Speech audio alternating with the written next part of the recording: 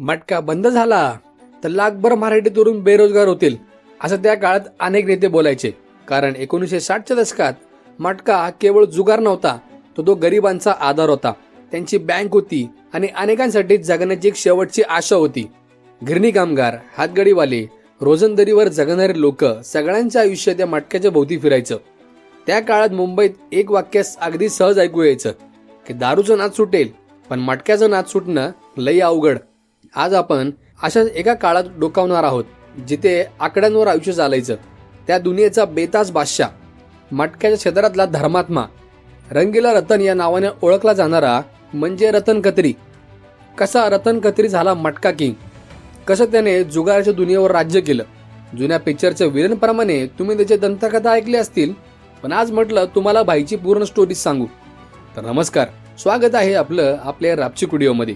1932 साली फाळणी अगोदरच्या म्हणजे आजच्या पाकिस्तानात जन्मलेला रतन खत्री. फाळणीच्या वेळी ते भारतात आले. सुरुवातीला उल्हासनगर, नंतर मुंबई. संघर्ष, स्थलांतर, नव्या आयुष्याची सुरुवात त्यांनी केली. त्या काळात न्यूयॉर्क कॉटन ट्रेडिंग या नावाचा जुगार चालायचा, ज्याचे आकडे इंग्रजी वर्तमानपत्रात छापले जायचे. 1961 मध्ये तो बंद पडला आणि त्याच रिकाम्या जागेतून मटक्याला एक नवं रूप मिळालं. तेव्हा मुंबईत कल्याणजी नावाच्या व्यक्तीने वरळी मटका सुरू केला आणि तो चाललाही. आणि या कल्याणजीचा रतन खत्री मॅनेजर बनला. पण रतन खत्री केवळ मॅनेजर राहण्यासाठी बनला नव्हता. काही काळातच तो कल्याणजींपासून वेगळा झाला आणि 1964 साली त्यांनी मटक्यामध्ये आपला एक वेगळा पॅटर्न आणला, तो म्हणजे 3 पत्ती मटका. पुढे हाच मटका अनेक दशके मुंबईच्या जुगार दुनियेवर राज्य करणार होता. जवळजवळ 2000 सालापर्यंत रतन खत्रीचा दबदबा अबाधित राहिला. त्याची कार्यपद्धती जितकी साधी तितकीच गुपित होती. संध्याकाळी 7:30च्या सुमारास तो घरातून बाहेर पडायचा.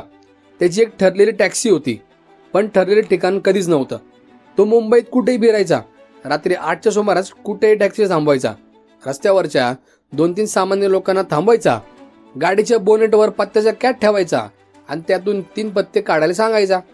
त्या 3 पत्त्याचे आकडे आले ते हेच आकडे काही मिनिटात ट्रंक कॉल, लाइटनिंग कॉलद्वारे संपूर्ण जगभरात पोहोचायचे. म्हणूनच त्या काळात रात्री 8 ते 8:15च्या दरम्यान मुंबईत कोणाचेही फोन लागत नसत, कारण शहर थांबायचं आणि आकडे धावायचे. त्या काळी पैशाला खूप महत्व होतं. हातावर पोट असलेले मजूर, गिरणी कामगार पैसे सुरक्षित राहावा या भावनेने जुगारात लावायचे. कामगार हातगाडीवर दिवसभर मोलमजुरी करून पैसे मिळवायचे, रात्री हातगाडीवरच झोपायचे.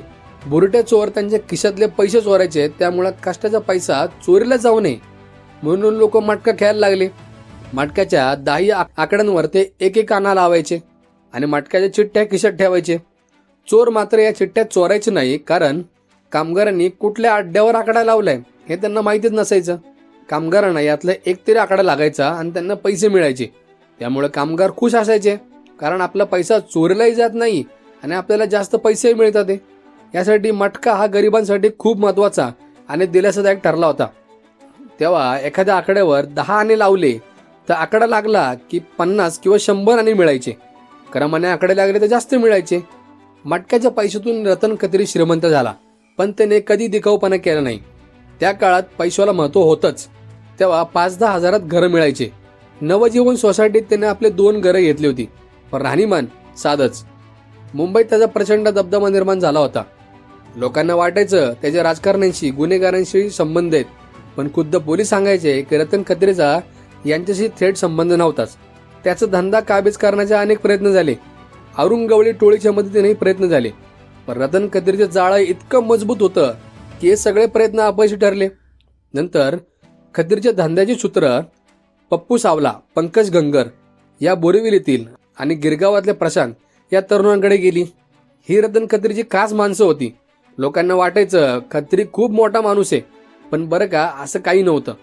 खरं तर तो खूप साधा माणूस होता. लोकांना आठवड्यातून एक जरी मटका लागला तरी त्यांचे पैसे वसूल व्हायचे. त्यामुळे लोकांचा त्याच्यावर जाम विश्वास होता. जेव्हा पंतप्रधान इंदिरा गांधी यांनी आणीबाणी जाहीर केली त्या काळात त्याला अटक झाली. काही काळ मटका बंद राहिला. मात्र न्यायालयात असा युक्तिवाद झाला की मटका हा जुगार नसून लोकांच्या मनोरंजनाचं एक साधन आहे आणि रतन खत्रीची सुटका झाली.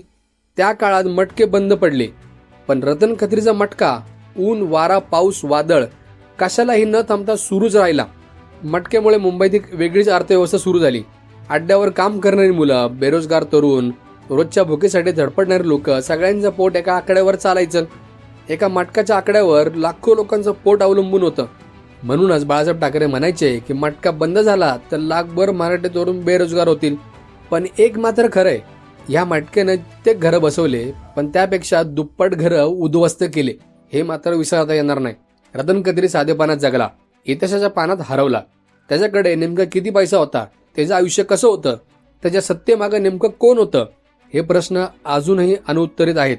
रतन कद्री आज आपल्यात नाही, पण रतन कद्रीची कथा आजही मुंबईच्या गल्ल्यात, जुन्या चहाच्या टपऱ्यांवर आणि आकड्यांच्या आठवणीत आजही जिवंत आहे.